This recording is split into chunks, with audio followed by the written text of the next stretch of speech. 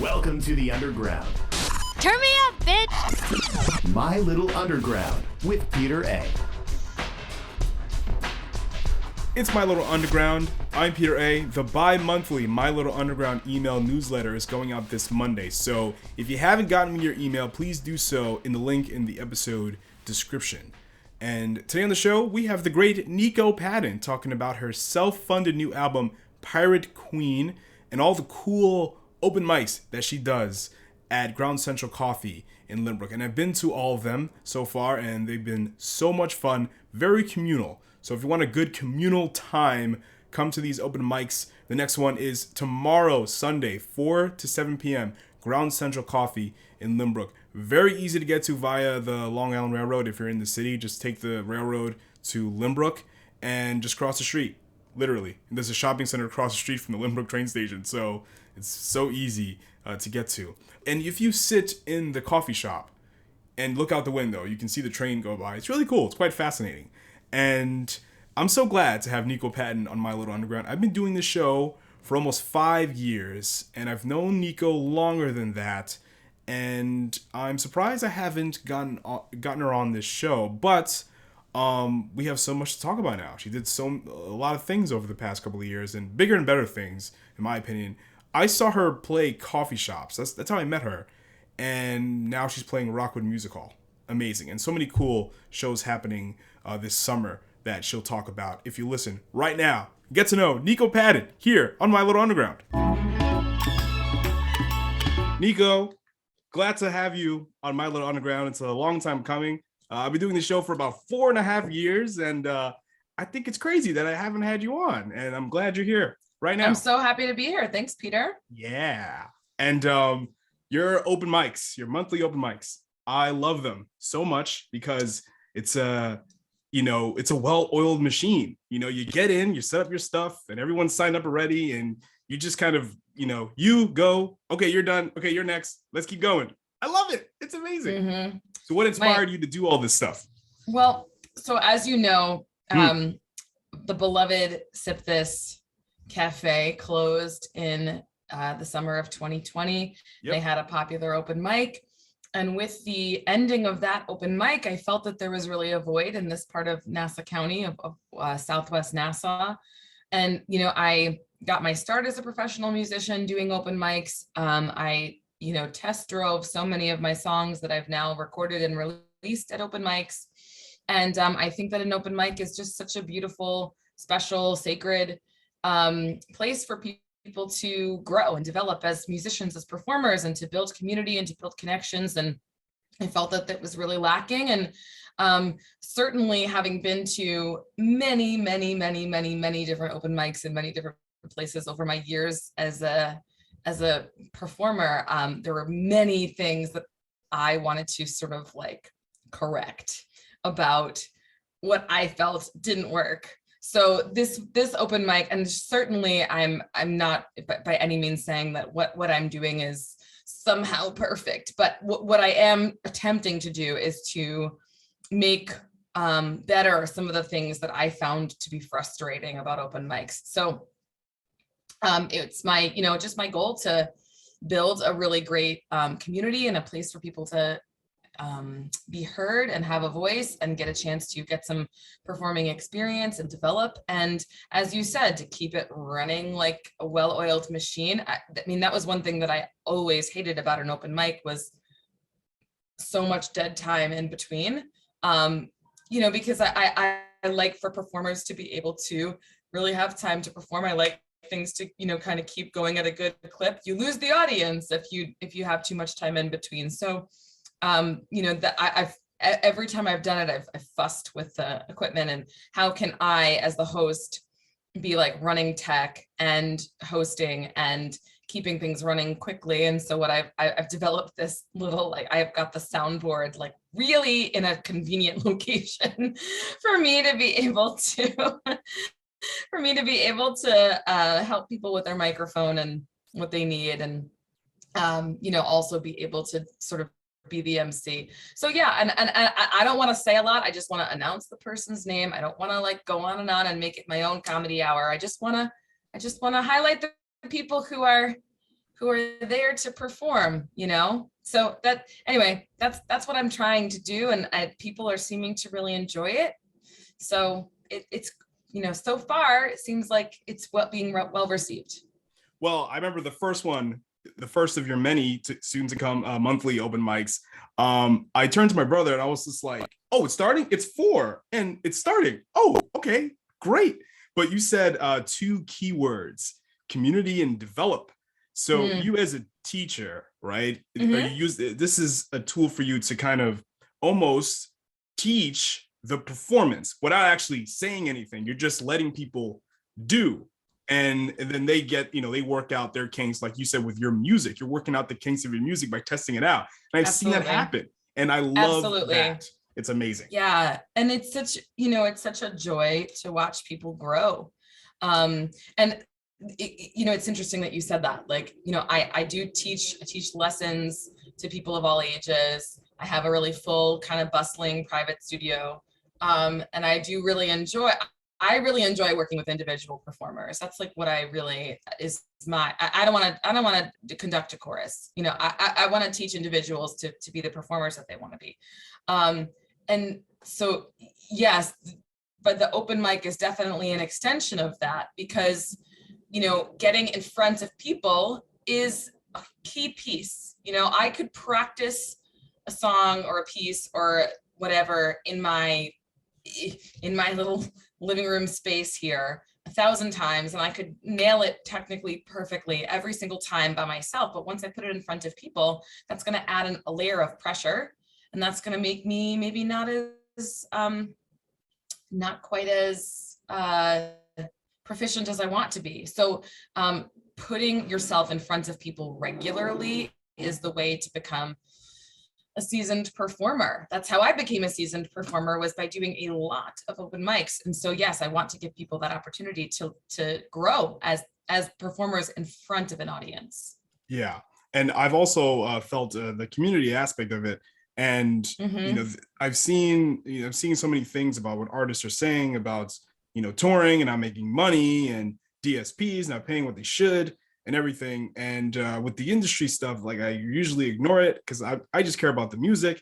And the one thing that I've noticed, you know, going to shows in the boroughs and on Long Island, I don't feel a whole lot of community. I feel like people are just trying to get to the next steps in their whatever trajectory in their music career, which is fine. But there's not a place where, like, musicians are trying to help one another, or people trying to just play music because they love doing it. I'm not saying it doesn't exist, but some with COVID and everything kind of shifting all of underground music and everything like that. But I think it's great that you're actually starting to foster a community, and people are getting to know one another who live in a certain area. I think it's amazing. Yeah, who are enthusiastic about music. And you know, I will say, certainly for me as a person who records and puts music out, you know, there is an element of that certainly, you know, builds a little bit of a following for me, because the people who come to my open mic and feel supported by me, then they're a little bit more motivated to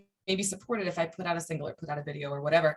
You know, I think that's a more genuine way of building community. I mean, who is the best music fan? The best music fan is a person who is an amateur musician, who is really enthusiastic about music, and they're probably never going to make music their career, right? They probably have a regular career of some other sort, and they like to do music as their hobby, as their side thing. Those people are the best music fans because they have disposable income. They love music so much, and they want to support people who are doing it full time as a living, you know? And so I think, you know, as an artist, like it's one, I mean, as an artist, you have to build community if you want to have a following and if you want to have a career, right? And so I think that having an open mic is certainly one way to do that. You know, there are people there who maybe are going to develop into, you know, wanting to be professional performers. And then there are people there who are going to probably have their regular job for the rest of their lives and are just going to enjoy playing at an open mic once a month and, you know, and relish being part of a musical community. The one thing I've noticed since COVID broke out, when industry of music was kind of like almost gone, there was music coming out, but there was no live touring aspect. The one thing that I realized is that music is inherently communal. You know, if there's no industry or whatever, there's always going to be music. So I'm looking for that now. That's what I'm looking for. Like when I go to your open mics, I'm not looking for my album of the year. I just want to see what kind of people are creating stuff and who's creating what and why, and just seeing people who like music just to play music. And I think that's amazing. And everyone feels, I think there's an aspect that because everyone is making themselves vulnerable, everyone is getting up there and doing something, that everyone then it's a little easier to go up and introduce yourself to someone. So it's and for sure, I mean, my whole goal is, hey, do you know Peter? Hey, do you know so-and-so? Like I want to introduce people to each other so that they connect with each other. You know, that's part of the point of this. But people feel more comfortable doing that themselves because everybody has gotten up and taken a turn. And so everyone feels like that barrier is broken down just a little bit because everyone's made themselves vulnerable. So like an easy opening if you want to meet someone is to go, hey, I love that song that you played. You know, like it's very easy then to start a conversation with someone. You're right. You're totally right. I didn't even think about that. It's amazing. But is there a level? Yeah, you want to keep your open mics open, right? And they are open, the last few ones I've seen. But do you have a level of quality control as to any expectations of people who sign up for your open mics? Oh, I mean, no, certainly I have a time limitation, right? And so I have to stay within that. But I think that I would more likely cut it to one song per performer or the equivalent amount of time if it's a comedian or a poet or something. You know, whatever, 3.5, 4 minute limit. I would rather do that and allow for more performers than I would to turn people away. Because that's not the ethos of an open mic. And certainly that's not my ethos. You know, like I want to create an umbrella as big as I possibly can for as many people as I possibly can fit into the time that I'm allowed there at the venue. That's so a good no, philosophy. I'm not auditioning people. It's not like that at all. I want to give people a chance to try it out. And so, you know, I might have someone who really is very much a beginner and new and like, awesome, good for that person for making that attempt. I celebrate that. I think it's wonderful. Yeah. I love that because again, you want as much people to come on as possible. And again, it's just, okay, we're here from this time to this time. So y'all better get in and get out. But I do appreciate that openness of it, because the reason why I asked you that, because I like you, I've been to many open mics and I've seen a lot of crap. And sure. You know what I mean? Like, but I think it's great to keep it open.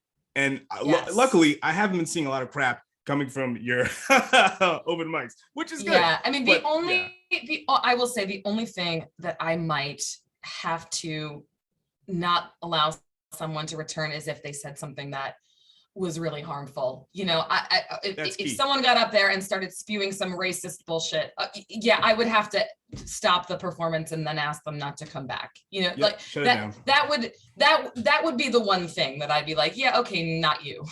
Exactly. That's what I mean. That's like the broader scope, not like, you know, it's not American Idol, you know, that's fine. Yeah. I want people to keep coming back and keep getting better, you know? That's it. Discovery and community. So what made you choose Ground Central Coffee in Lynbrook? Okay, I'm going to be completely honest. Okay. I live really close. Great. Phenomenal. Peter, that's great. I drive literally 3 minutes and I get there and then I unload my stuff. It is so close and so easy. And as you may know, I work as a professional musician and I drive all over God's creation to get to all kinds of freaking places. And I really wanted to establish something that was really manageable for me. And so I don't remember why I was in that shopping center. I don't know. I had to go to one of the stores there and I was like, ooh, this coffee shop is so cute. Ooh, and I went in and I got coffee and I was like, ooh, I think I should do an open mic here. So it was a total whim. I had been thinking about an open mic for a while and I thought, you know, I would have to find the right place, whatever. And I noticed that they not only have a really big space, they serve coffee and snacks and alcohol. You know, that's a thing that I felt that I don't want to do an open mic in a bar because I don't want there to be an age restriction. I want kids to be able to do it. But I also like for adults, like some adults, they want to come to an open mic and they want to have a glass of wine. And I don't want them to feel like, oh God, it's like an open mic in a coffee shop that doesn't serve alcohol. I can't kind of like be an adult the way I want to be. So for me, like a coffee shop that has like a small selection of wine and beer, to me feels like a nice mix of, I can make it all ages, but I can also allow the adults to kind of maybe, but not that drinking is the only mark of being an adult, but just the people who want to have a beverage that is alcoholic, they can do that. Everybody can, and then people can have tea and vegan snacks and gluten-free snacks, and everybody can have something that they want to have. And so I chatted with the manager that day, I think, and she was really open to the idea. And I said, listen, let me try it out once. Let me prove to you that I can host a great event, and then we can kind of take it from there. And she said yes, and the first open mic, the place was packed, and it just kind of developed from there, and it's been going really well. I've been getting there early so I can get a seat. Yeah. You know what I'm saying? But I'm a regular at Ground Central, so I think it works for me too. So I think it's great that there really is no other open mic of this nature in any town that's nearby. I think that there is now an open mic starting at a bar in East Rockaway, like a later open mic on Wednesday nights or something. But that's going to be a very different vibe than what I'm providing for all ages on a Sunday afternoon. So yes. I don't feel that there's any like kind of competition there. It's a very different thing. So I think that it serves a need that is otherwise not met in this area. Yeah, I agree. Now I want to talk about you instead of all the stuff that you're doing. Let's talk about me. It's great that we can have this conversation. Pirate Queen has been in the works for 2.5 years, which is even crazy. More than that now. Sure. That's fantastic. And was this album completely self-funded by you? Yeah, so the previous two, I did like a little Kickstarter in order to do some recording and to get the CDs printed and pressed and etc. And then this time around, I have certainly built up what I'm doing a lot since releasing Waterbird in 2013 and A Light in the Dark in 2016. And so I kind of felt like I don't want to go to my crowd with my hand out again. I want to do this myself. And I was able, between having a really full lesson roster and then I do a lot of cover gigs where I'm doing, singing Brown Eyed Girl and Free Falling for, wineries on the North Fork, restaurants, etc. So, I am definitely in a very different place in terms of how much money I'm earning from sort of all of these music jobs that I do. So I was in a position to be able to pay for the recording myself and pay for the printing and pressing and hire a publicist and hire a radio promoter. And it's kind of an interesting thing because you have to hire a publicist and a radio promoter, but they also have to vet you. So it's like you're auditioning to pay them. It's like that's insane. Wow. Which, listen, I love the publicist and the radio promoter that I worked with. They were absolutely fantastic and did some great things for the album. So I'm not complaining, but it is like it's like an agent for actors. It's like you have to audition in order to give them a cut of the money that you're going to earn. So it's very interesting. But and that is why Pirate Queen took me a little bit longer to make, because I was simultaneously, like I would go to record at the studio once a week in Huntington, but also I was like really working my tail off. I mean, I was burning the candle at both ends. Like I was taking every cover gig, sometimes like 2 gigs in a day, just to be able to like fund the cost of living and feeding myself and my dog, and then also the cost of recording the album and then having the money to do stuff with it afterwards too. Yeah. And all the session musicians that you had are people Mhm. that you're friends with, right? Yep. So was All that paid though. All paid. Right. Nobody Yes. played for me for free. I think that's really shitty when you're a musician and you expect your friends to come and play on your album for free, because that's their livelihood. That's what they do, that's what they do for a living. And certainly, I mean, I have some relationships with folks where, like Rory Kelly, for example, she'll say, I'm going to sing on your track, you sing on one of mine, and we're going to call it even, and that's fine, when we have worked out something where we both feel like we're kind of doing for the other. But yeah, I don't expect anybody to work for free. I think that's bad business.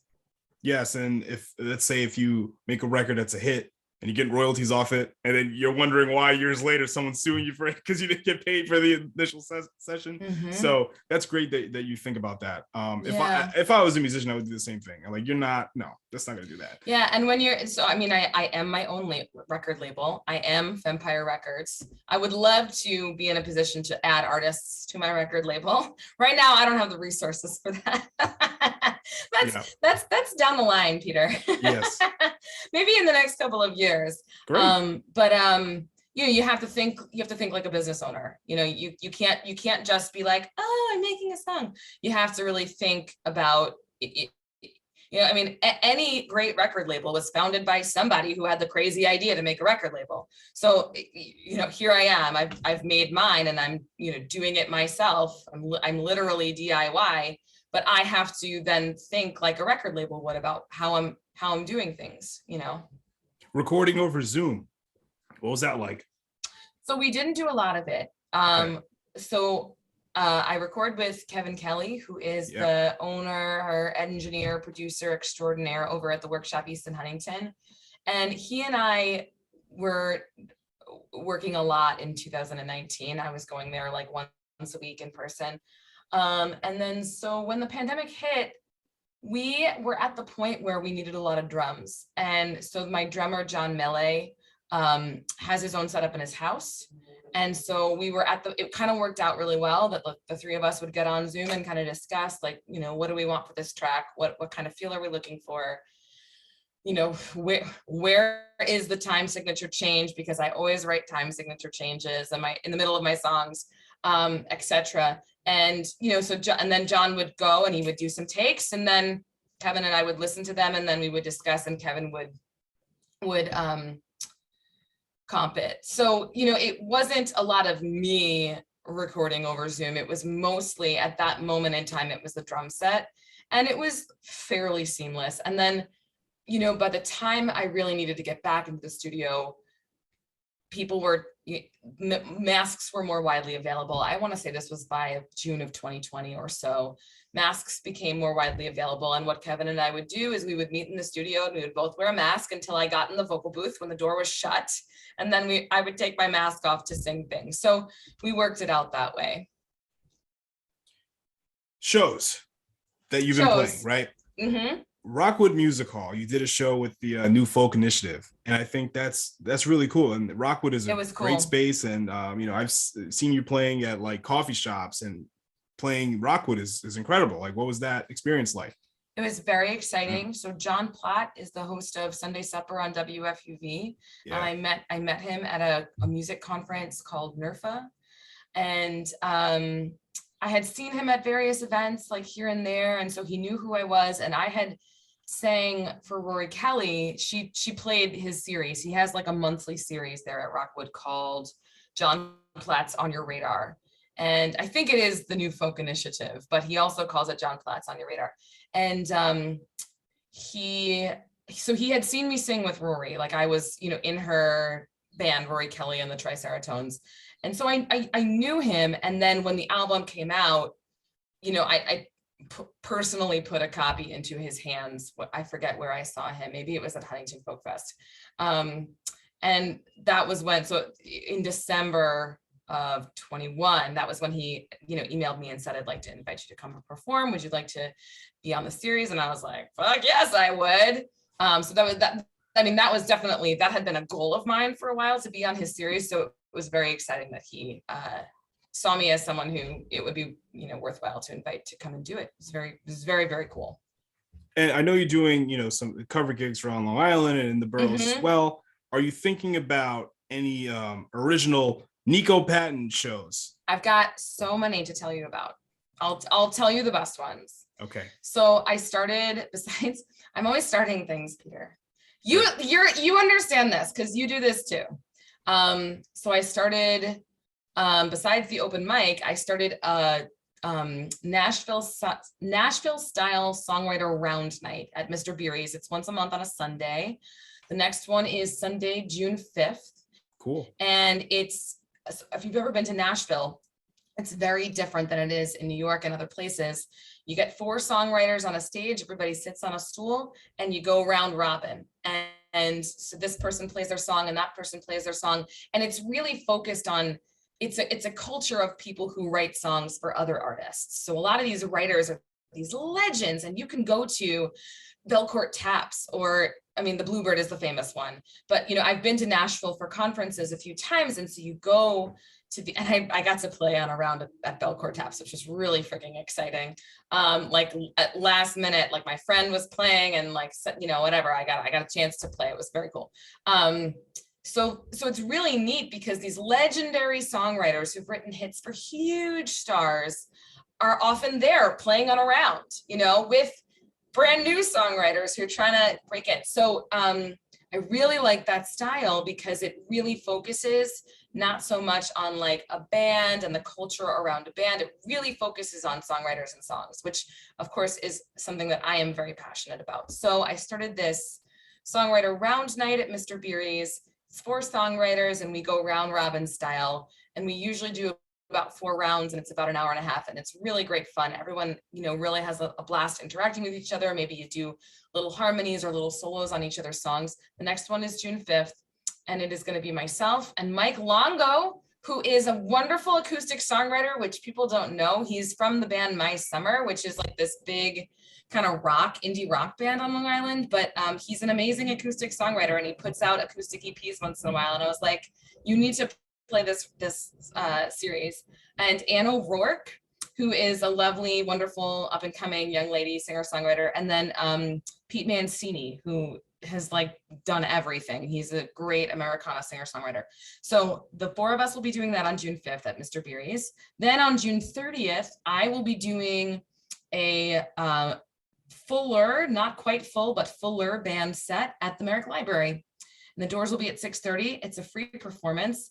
And I will be doing I will be attempting to do all of Pirate Queen. That is my goal, to make the set all of Pirate Queen, maybe 1 or 2 other songs from other albums.